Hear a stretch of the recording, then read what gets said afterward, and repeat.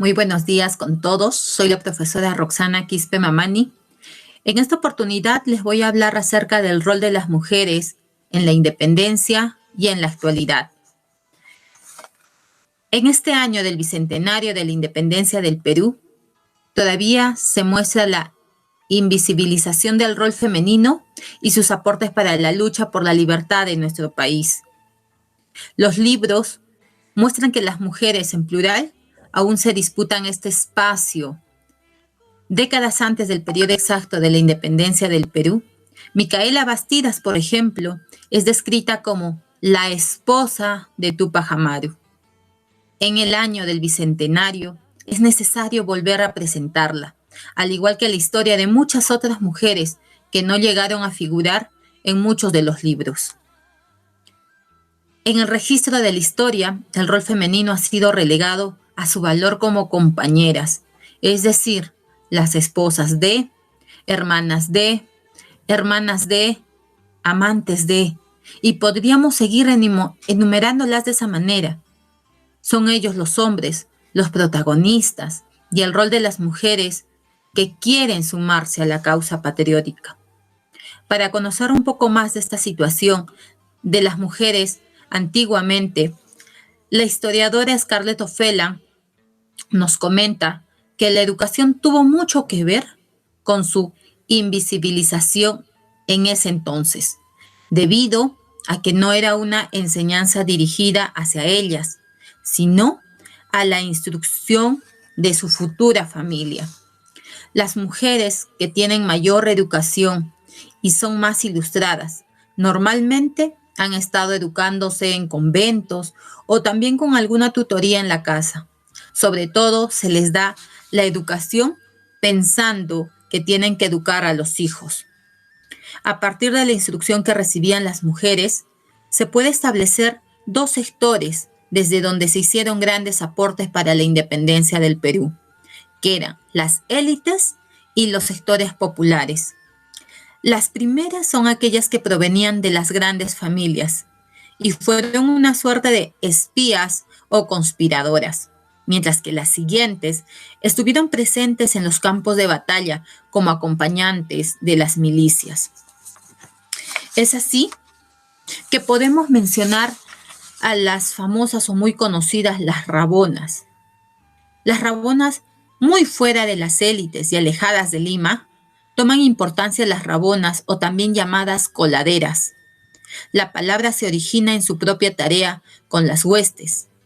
Ellas iban a la espalda de los soldados y no resaltaban los nombres propios debido a que era una participación más anónima, a diferencia de muchas mujeres ilustradas. Los hombres, soldados que caminaban delante de ellas fueron sus hijos, esposos, hermanos o de otro tipo de vínculo familiar.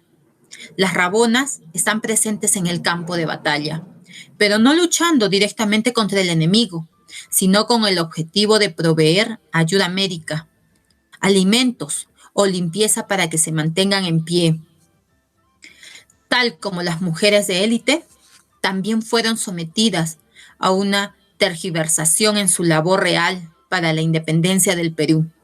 Muchas veces se las describe como una compañía emocional o sentimental, pero que no se fijan en esa necesidad de acompañar a las milicias y a las huestes y proveer de condiciones materiales que tiene que ver con el albergue, la comida o con el cuidado de la salud. Esta es su manera de contribuir también a las causas a través del cuidado de sus familiares. Para la historiadora Scarlett O'Phelan, dicho estereotipo aplicado a estas figuras femeninas es una constante en la historia. Siempre es un amante o simplemente es la rabona, que también al final terminan diciendo que son las amantes de los soldados, aunque era a veces hermanas, esposas o madres, como ya les mencioné. Vemos a otro personaje en la historia muy conocida por nosotros, Micaela Bastidas.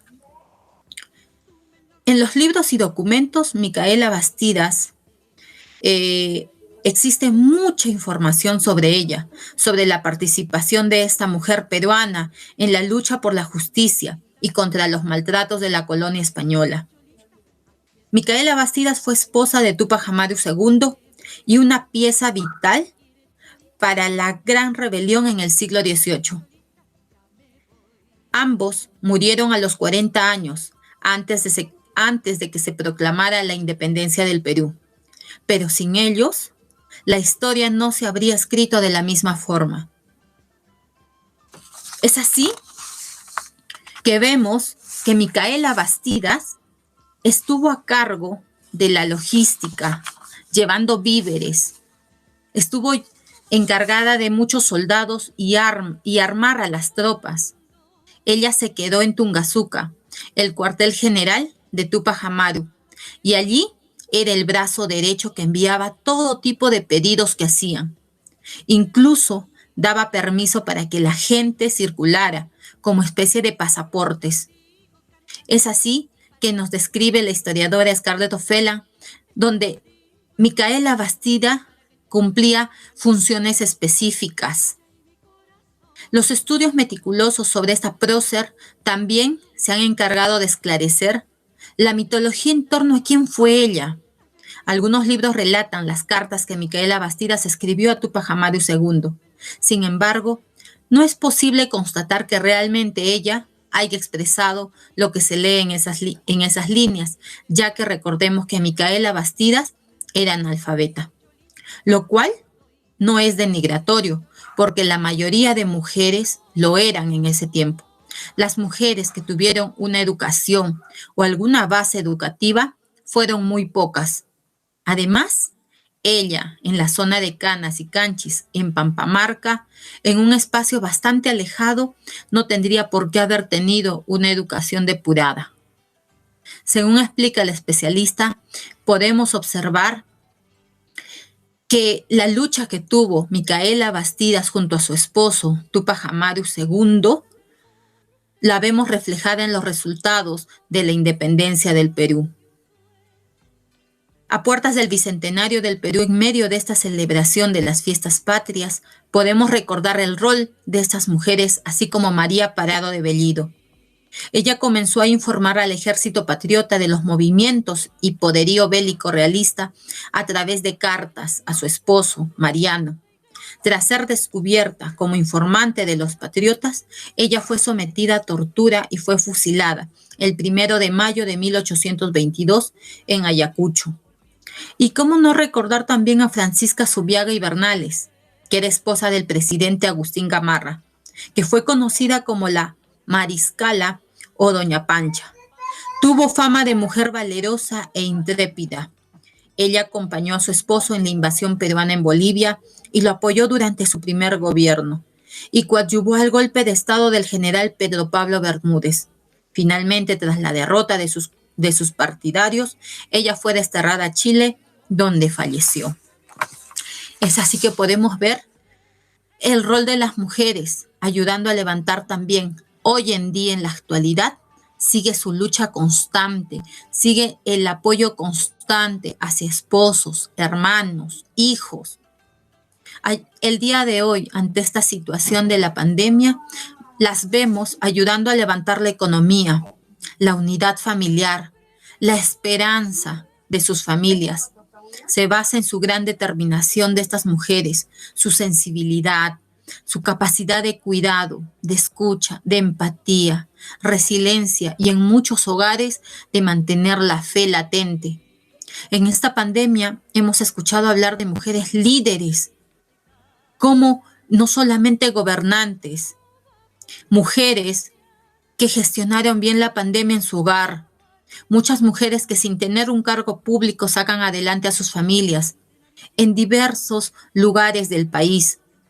A lo largo de nuestra historia, muchas mujeres han experimentado crisis como guerras, epidemias, desastres naturales, circunstancias bien conocidas por las mujeres de nuestra región. Y en esta pandemia tienen un rol principal por su trabajo en el sostenimiento del hogar y en la primera línea de batalla como médicas, enfermeras y en otros roles de apoyo en el manejo de la emergencia sanitaria.